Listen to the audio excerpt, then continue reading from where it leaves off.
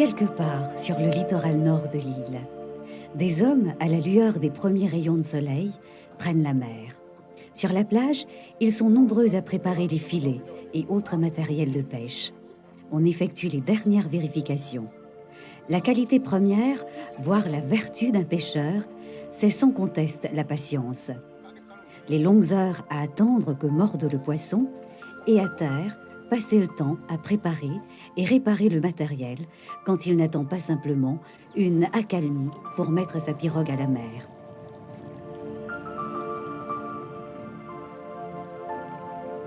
Sous la garde de l'île Ronde, qui se dresse au loin, à l'horizon, les embarcations glissent doucement sur l'eau, vers le large. Grand Gaube s'éveille. Aujourd'hui, le développement touristique est venu jeter l'ancre sur ces plages. Si le village s'y adapte, le rythme de vie ne semble pas s'être accéléré pour autant. Ici, la vie coule doucement. Les matins de Grand Gaube connaissent la même routine des villes et villages. Circulation, école, boulot. Tandis que d'autres chassent des vers avant de débuter leur partie de pêche. Des pirogues comme des confettis flottant sur l'eau dans un des coins les plus pittoresques de l'île. Le village est bordé aux extrémités par deux hôtels, le Legend et le Poly-Virginie. Grand Gaube est à 2,5 km de Goodlands, un important village dans le nord de l'île. Grand Gaube comprend entre autres les localités de Malville, Germain et Rocheterre. Environ 6800 habitants y résident. On y dénombre officiellement 536 pêcheurs.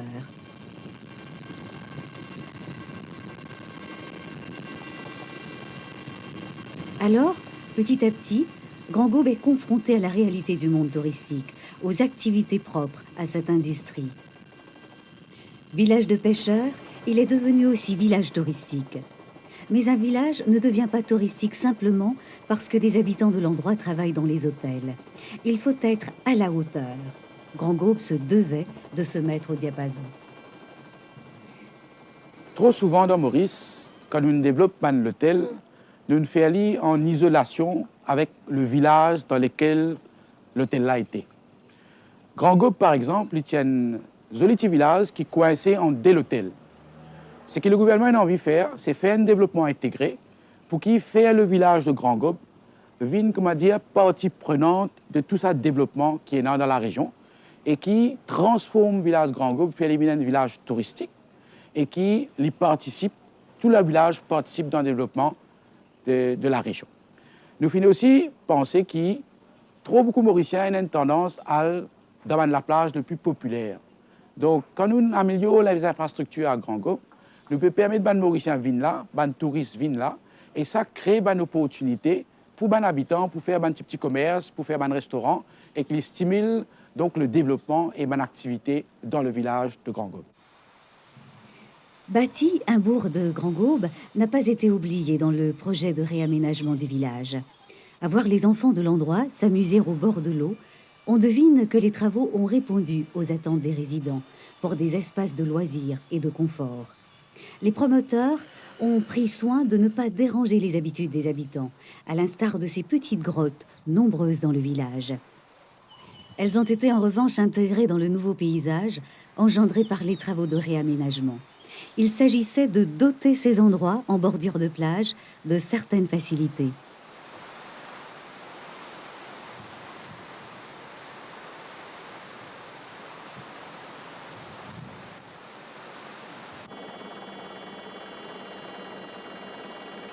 Le tournant à angle droit, à Grand Gaube, avait dans le passé causé quelques accidents. Un carrefour a été construit par la Road Development Authority afin de réduire les risques d'accidents et d'offrir une plus grande sécurité aux piétons. Cette réhabilitation tient aussi compte du terrain de foot. Ce petit coin de gazon fait la joie des footballeurs en herbe. Ne dit-on pas un esprit sain dans un corps sain ? Ce terrain de foot est très prisé et protège les jeunes des conséquences de l'oisiveté. Quand on connaît l'engouement des Mauriciens pour le football, on comprend que la remise en état de ce terrain est très appréciée. Les après-midi, en plus des 22 acteurs sur le terrain, les matchs attirent toujours des spectateurs et créent de l'animation au village.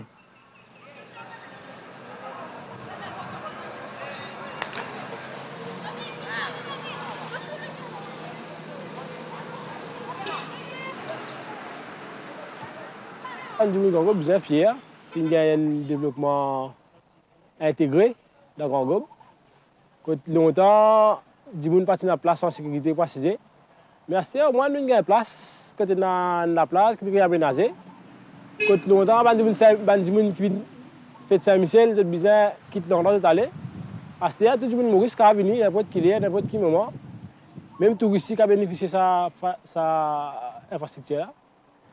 Et elle m'a pris pour me dire que réaménagement football, le terrain football bien bon, mais nous sommes contents d'un petit peu plus, disons au niveau volleyball, car un petit terrain volleyball, Banzen. Grand Gobe est flanqué de 2 hôtels de luxe. L'hôtel Le Paul et Virginie contribue largement au développement du village. Un grand nombre de ses employés vient de Grand Gobe et des environs. De plus, l'hôtel a participé à la réhabilitation de la plage publique. Le Paul et Virginie dispose de 81 chambres. Elles font toutes face à la mer. Ce sont des chambres pourvues de systèmes de climatisation individuels et d'autres facilités. La pierre, le bois et le chaume sont omniprésents. À travers son nom, cet hôtel rend hommage au couple mythique Paul et Virginie, principaux personnages du roman de Bernardin de Saint-Pierre, qui vécurent une histoire d'amour au dénouement tragique. Les restaurants de l'hôtel offrent respectivement des plats variés, illustrant la richesse culinaire de l'île, et une carte tropicale aux saveurs locales.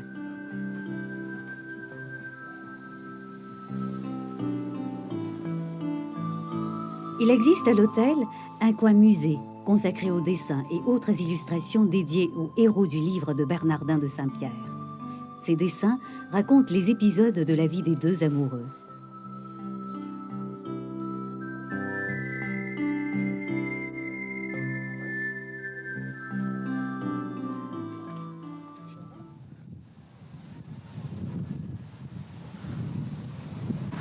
La plage publique a été complètement relookée. Plus question de se garer à même la plage. Un parking est prévu pour les véhicules, évitant ainsi d'abîmer le sol sablonneux.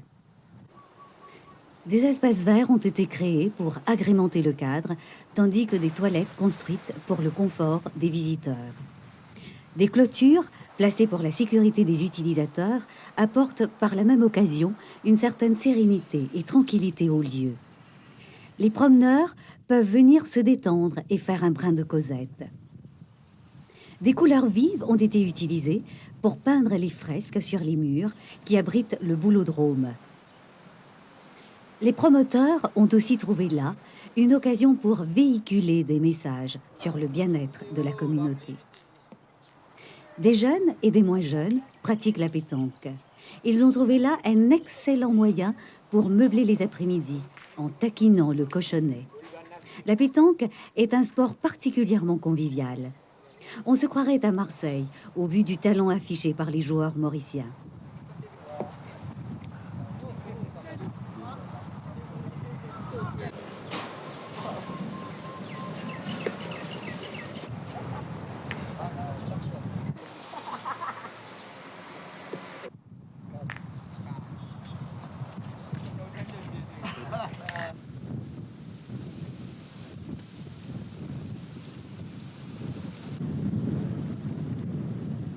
Le projet comprenait aussi la réhabilitation du débarcadère, avec à son extrémité un kiosque en mer.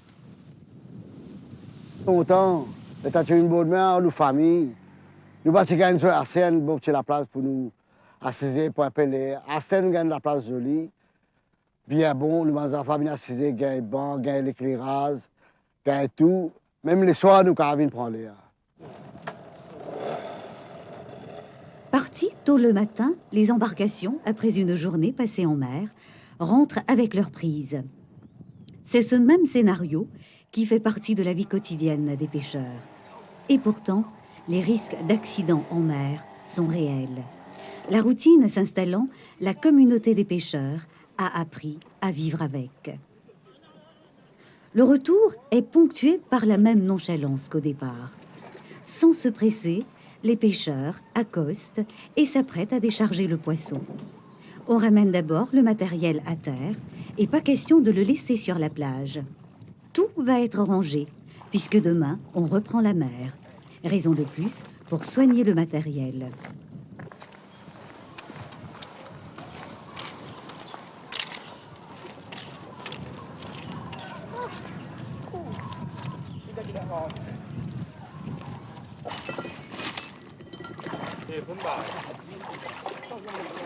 C'est ensuite au tour du poisson d'être débarqué.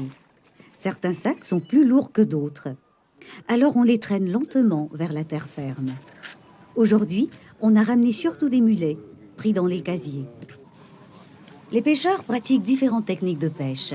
La pose des casiers, la pêche à la senne, la pêche à la ligne. Ces filets endommagés, le jour de la pêche, sont réparés le même jour avec dextérité.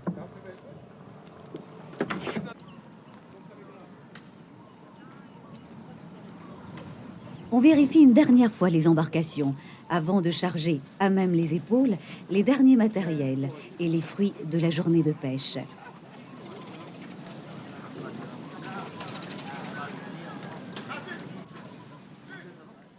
Il y a toujours une petite foule d'habitants qui attendent sur la plage l'arrivée des pêcheurs, histoire de trouver Ntikari. Il n'est pas rare que des automobilistes traversant le village s'arrêtent pour s'approvisionner en poissons frais.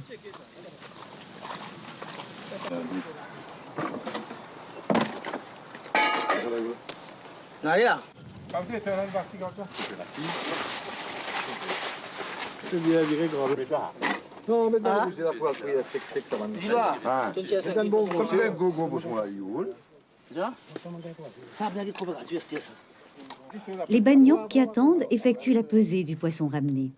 Les prix sont négociés sur place. Certains particuliers viennent aussi s'approvisionner directement auprès du pêcheur.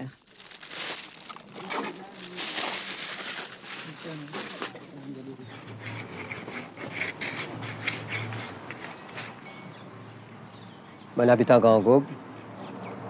Il y a 25 ans, c'est là que je suis dans les messieurs PCA. Mais actuellement, ce que je trouvé, ce développement qu'il fait dans Grand Gobe là, c'est un développement formidable. Ce que nous finissons recevoir, une fiscale de poste, qui est bien nécessaire pour nous, pour un PCA, pour nous capables de servir, utile pour nous comprendre. Et puis ça, nous finissons, sur la place, nous finissons améliorer. Nous finissons gagner des enfants pour mes enfants.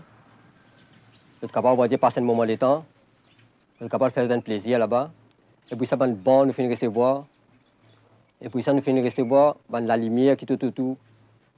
Ça, projet qu'il fait là. Dans les semaines, à soir même, on est capable de profiter, on gagne l'occasion, on est capable de passer un moment pour la mer, même en l'été, ou en famille, on peut aller pour prêtre. Et comme de bonne chance, nous avons pour c'est nous aussi de cette même semaine là même. Tout ça, c'est une sécurité.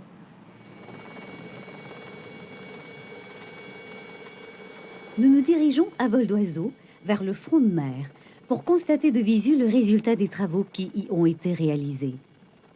Dans le cadre de ces travaux de rénovation, la Living Environment Unit du ministère de l'Environnement a de son côté débarrassé le village de ses clôtures de tôle rouillée, panneaux de signalisation en mauvais état, pour les remplacer par des barrières en bois traité.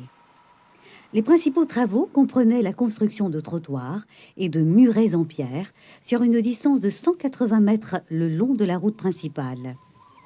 Des lampadaires ont été installés, permettant aux habitants de profiter des nouvelles installations jusqu'à tard dans la soirée. Les autorités ont construit des escaliers et des plateformes en pierre sous un toit en tôle profilée menant vers la plage. La fréquentation des lieux est déjà une indication de l'appréciation des infrastructures par le village. 2 allées de coraux concassés ont été tracées. La première longe la plage pour le plus grand bonheur des marcheurs et promeneurs, tandis que la deuxième passe près du bar à choix, à l'arrière de l'arrêt d'autobus, où des bancs accueillent voyageurs, promeneurs, dans un cadre agréable. Les matériaux choisis, la pierre, la tôle, le bois, permettent aux infrastructures de s'intégrer parfaitement dans le paysage tout en étant fonctionnelles. Une aire de stationnement pour les autobus a été construite en conformité avec l'environnement et en respectant le style et l'architecture adoptés pour le lifting de Grand Gaube. Combien de temps moi là, mon vieux, mon gars joli la pas aujourd'hui pour leur Grand Gaube, pas juste pour Grand Gaube, pour tout le monde étranger, tout venir, ben touristes aussi, hein? Tout touriste ici capable de venir visiter, venir assiser, casser une pause partout.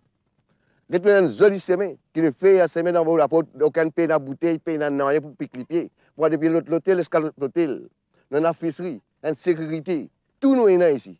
Non, rien nous pas manqué. Ça qui nous fait, une bien faire, nous la place longtemps, tiens partout, tiens la zodie, tiens tout. Zette saleté, pour un poisson, quand nettoie poisson, zette beau la mer, tout cela, les chameaux, tout zette beau la mer, mais zodie, il y a ça la place qui vient venir, quoi, un paradis. Le Legend, hôtel de luxe qui ferme l'autre extrémité du village, a contribué à la réalisation du projet intégré, en prenant à charge la construction du débarcadère, du slipway et du quai, ainsi que l'aménagement de l'espace récréatif pour enfants. Le Legend s'est inspiré des concepts de base du Feng Shui. Cette philosophie, enracinée dans la Chine antique, s'appuie sur le principe que l'humain doit vivre en harmonie avec lui-même et son environnement. 172 chambres, 23 suites et 2 villas sont offertes dans cette ambiance paisible. Les clients de l'hôtel disposent d'une piscine de 500 mètres carrés qui surplombe la baie de Grand Gaube. Du côté des sports nautiques offerts par l'hôtel, cela s'anime. Le plan d'eau que constitue la baie permet la pratique de quasiment tous les sports nautiques. C'est là un atout majeur. Les touristes en redemandent. Planche à voile, pédalo, kayak, voile, plongée en apnée et le populaire ski nautique. Les 2 hôtels de Grand Gaube ont contribué de manière significative au développement du village. En plus de procurer de l'emploi direct aux habitants du village, ils ont créé des activités économiques diverses, en l'occurrence restaurants, taxis, artisanat, boutiques de souvenirs entre autres. C'est sûr que sans la présence des 2 établissements hôteliers, Grand Gaube serait resté plusieurs décennies en arrière. Et nous quittons l'hôtel Le Legend pour un jardin tout aussi agréable. Avant, il était bien malin. Les enfants pratiquaient jouer dans la plage, il était sale, il était mal propre. Quand on vient assiser, on vient prendre du bois, on les banne la peau poisson, les carrés poisson, piquant poisson. On vient avant saleté pour assiser. Il était pis, il y a une pourriture dans la plage. Astel, il est propre partout, tout correct. En plus, il y a un joli jardin des enfants, les enfants profiter.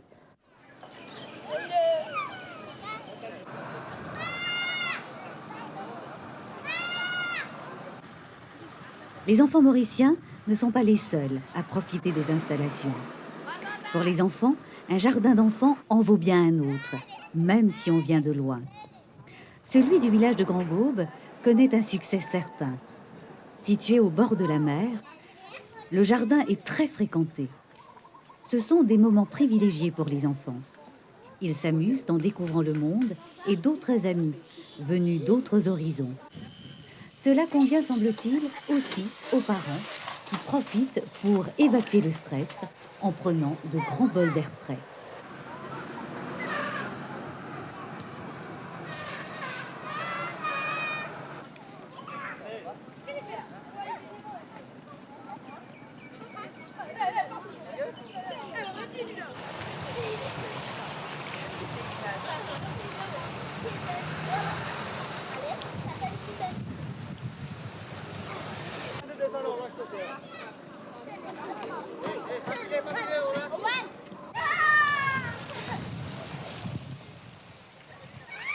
L'endroit est bien changé. Auparavant, on n'est pas tout comme ça. C'était une gagne un joli look. Quand nous, nous bien conscients, nous bien prendre en compte l'endroit, nous gardons bien propre, nous gardons sa beauté comme il était là. Nous pas garder sa valeur. La Fishing Landing Station de Grand Gaube a été reconstruite. C'est un édifice flambant neuf qu'on découvre du ciel. Cette station héberge des officiers du ministère de la Pêche. Ils assurent une présence 24 heures sur 24 et sont chargés de faire respecter les règlements du Fisheries Act.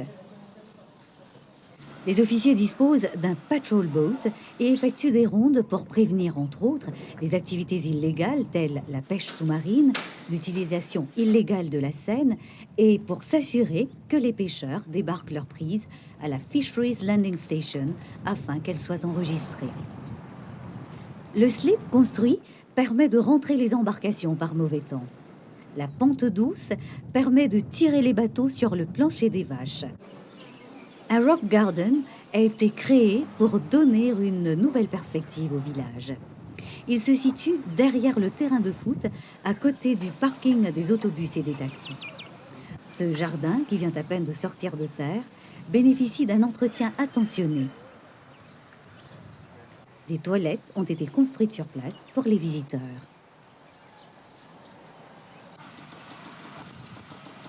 Le réaménagement de Grand Gaube séduit par le fait que c'est un projet qui a été conçu comme un ensemble où tous les éléments sont liés entre eux. Les réalisations n'ont pas eu lieu isolément. Poubelles, toilettes, stations de taxi, agrandissement de la chaussée, gare routière font partie d'un même projet.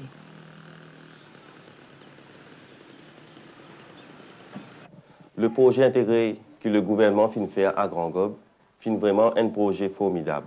Jamais auparavant, nous n'avons pas réussi un projet aussi bien que ça.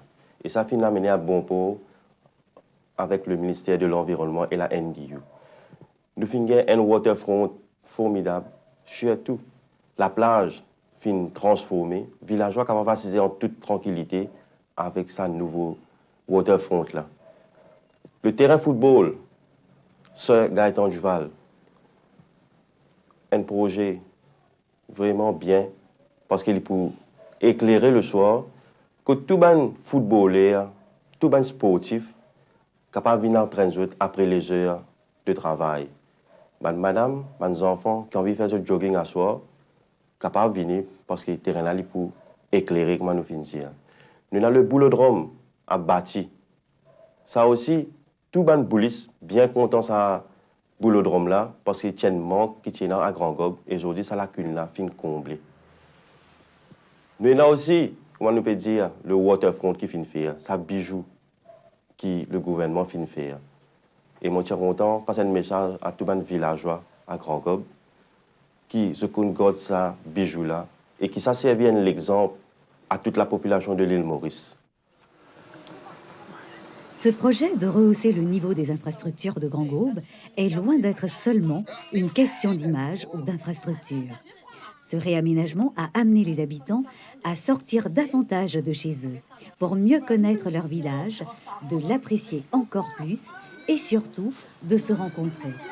Il a aussi permis aux gens de s'ouvrir aux étrangers, les touristes qui logent dans les 2 hôtels du village. À la nuit tombante, Grand Gaube change de visage. Aujourd'hui, il peut mettre un habit de lumière. Alors ses perspectives changent, ses habitudes changent. Aujourd'hui, Grand Gaube ne s'endort plus à la tombée de la nuit. On dirait même qu'une deuxième vie commence alors pour ce village.